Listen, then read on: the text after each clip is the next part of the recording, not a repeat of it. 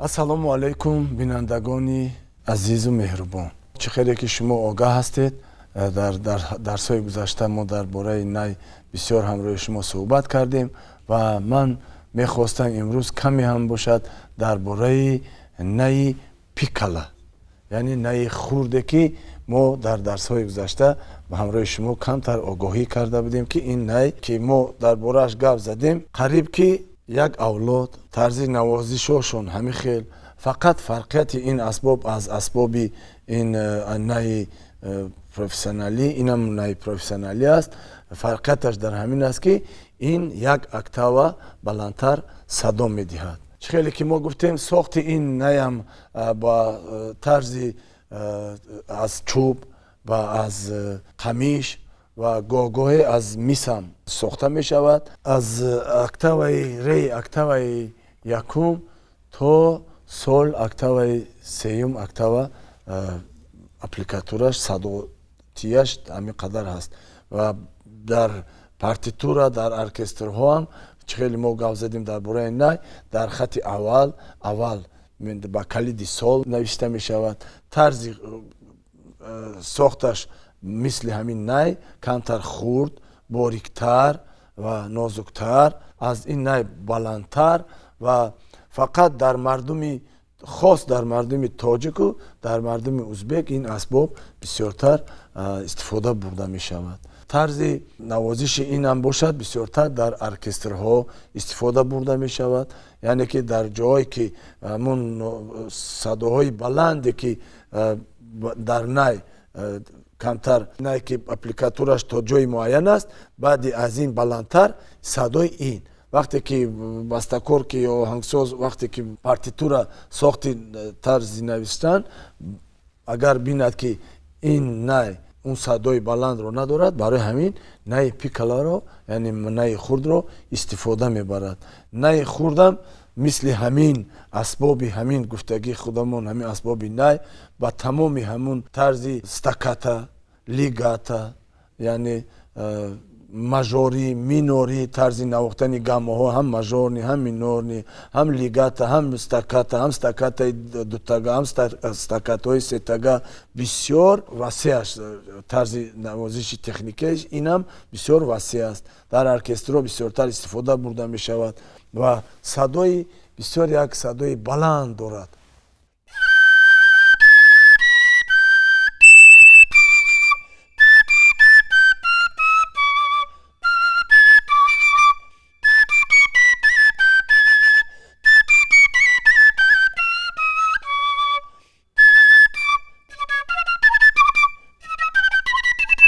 бинед ино садои баланде ки камкам гуфтам ман ба хуштакам шабоҳат дорад ки садош бисёр баланд аст. Бисёртар дар оркестрҳо ва дар сурудҳое ки дастаҷамъӣ аст, дар ҳамун мобайн дар ҳамун ҷои даркорӣ бисёртар дар оҳангҳои халқи монанде ки дар наврӯзу дар вақти ҳамин идҳои мардуми мо мешавад, бисёртар ин дар ҳамон асарҳои мусиқии баланд ино истифода бурда мешавад ки садояш бисёр як садои чирикостӣ, садои баланд дорад ва бисёр тарзи навозиши техникиашам бисёр гуфтем баланд аст.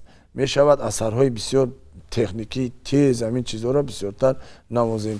Дар ин мешавад асарҳои ҷаҳонӣ навозем. Дар бораи ин асбоб гуфтем ҳаст стакатҳо гап задем ки ҳамин чӣ хеле ки дар най буд дар инам ҳамин хел ҳамун стакатҳои дувайнои дутага, сетага, ҳамун стакатҳо, лигатаҳо ҳаминҳоро ҳатман дар ин асбобам тарзи навозишаш истифода бурда мешавад, навохта мешавад.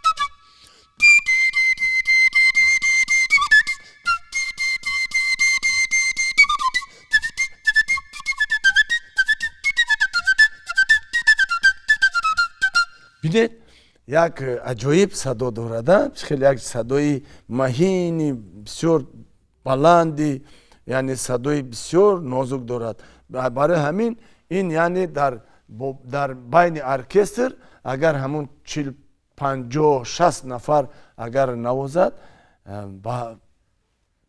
در مابین همون قدر اسباب آواز این از همه بلندتر است، از همه صدایش بلندتر است و در پارتیتورا گفتیم با صدای با حرف اول در خط اول همین اسباب یعنی چی نوشته می شود؟ نی پیکلا. طرز نوازش هم گفتیم در این می شود، هم طرز می شود که یکم چیزای آهنگای ساده کوهستانی، یعنی یکم شاد چخیل میگه اطلی بودیم، یکم شاد نواخته هم می شود.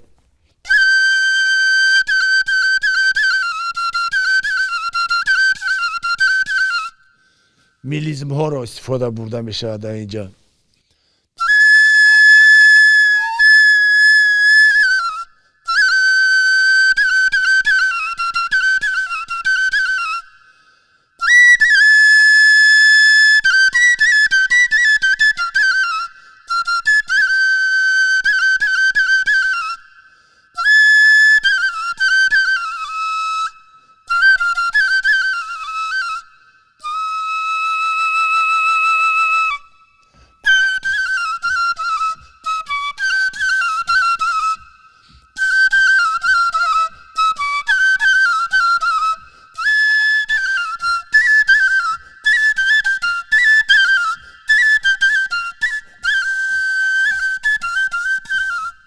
بینید یک صدای غلغله دار داره، یک صدای بلندی که یک اکتاو از نی چخیلی که در باره نی افقی ما گپ زدیم، یک اکتاو بلندتر صدا میدهد و یک اکتاو صداش بلندتر میشود. گفتیم در گفته گذاشتیم که کمتر صدایش با هشتگ مانندی دارد. بسیار نازک اسباب است و بسیار چیزای تکنیکی هم در این اسباب نواختنش ممکن است. چیزای تکنیکی بسیار، ولی من کم ترک درباره کمی هم باشد یک چیز در لیزگین که نواختم، همین اسباب آماده کردن در کار است، پیش از نواختن اسباب گرم کردن در کار است. خیلی که حاضر ما وقتمون کمتر است درباره این گپ میزنیم، برای همین باید خیلی که ما همه اکتاو نواختن باید اسباب گرم شود، صدای بلند دارد.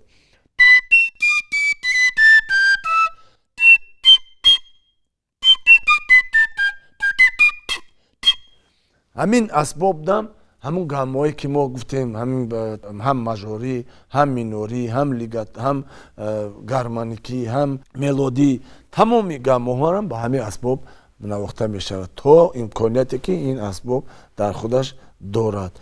بسیارتر همون صداهای بلند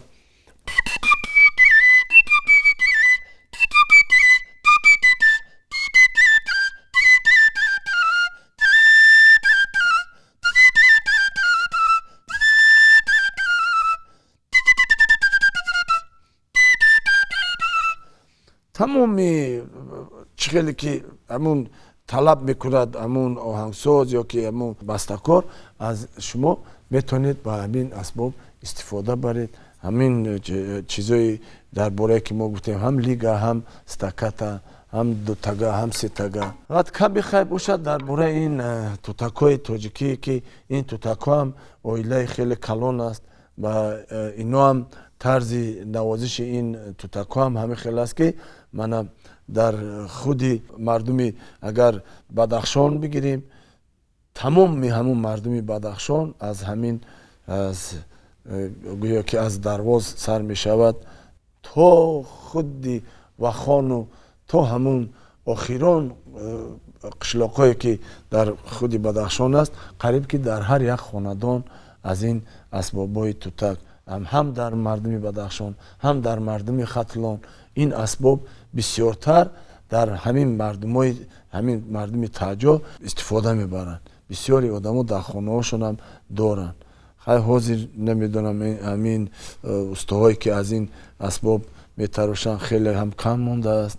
یعنی که این اسباب‌های بسیار قدیم است. این اسباب بسیار اسباب قدیم است، از زیاده از 200 سال هم شده گذشته است. برای همین طرز نوازش اینا هم کم ترک مردمی بدخشان وقتی که یگام شهد می نوازد، طرز نوازش اونها هم از طرز نوازش اینا مردمی مناختلان کمی هم باشد نازکی ها دارد. اونا با طرز یک لهجه بسیار نازکانه خود می نوازند و مردمی ما باشد کم ترک با همه خیلی که فلک سرایی ها هستند. من کمی هم می نوازم برای شما.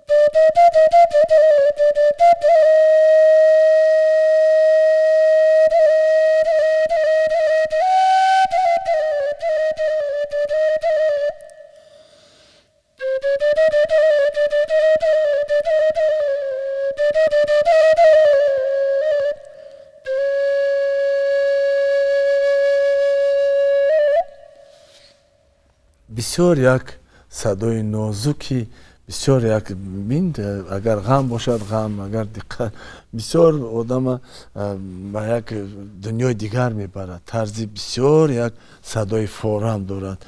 اینا هم همون کم ترک از یک نمود تراش دارد که از 5 سوراخی وابسته است، یک نمود تراش است از 6 سوراخی وابسته است. از اوستا خیلی که اوستا پیشنهاد کند طرز نوازش. اینا هم قریب که 1.5 اکتاو خیلی اسباب است که از 2 اکتاو هم صدا میتید، 1.5 اکتاو هم صدا میتید. این اسباب هم طرز بسیار در وقتی در فلک خوانی در وقت فلک خوندن استفاده میبرند. اینا بعد بسیاری مردمی ما، بسیار مردمی همین اگر اهمیت داده چوپان ها، این هر قریب که هر یک چوپان از این اسباب اگر پیدا کند میگیرد یا که دارد همراه خود.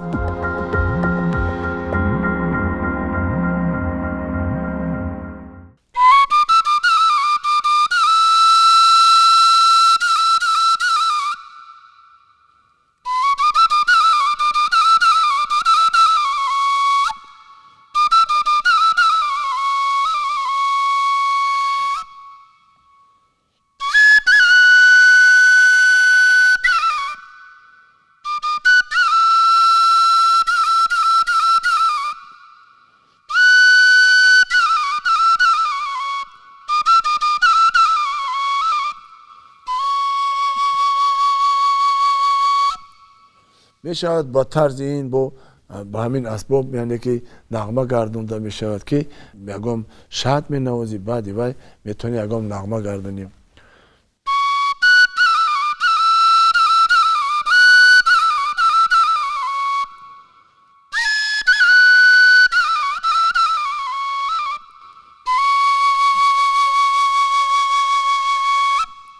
من همین بود امروز شناسایی با این اسبابای نازکی مردمی تاجیک. با همین همراه شما خیر خوش میکنیم دوستان عزیز.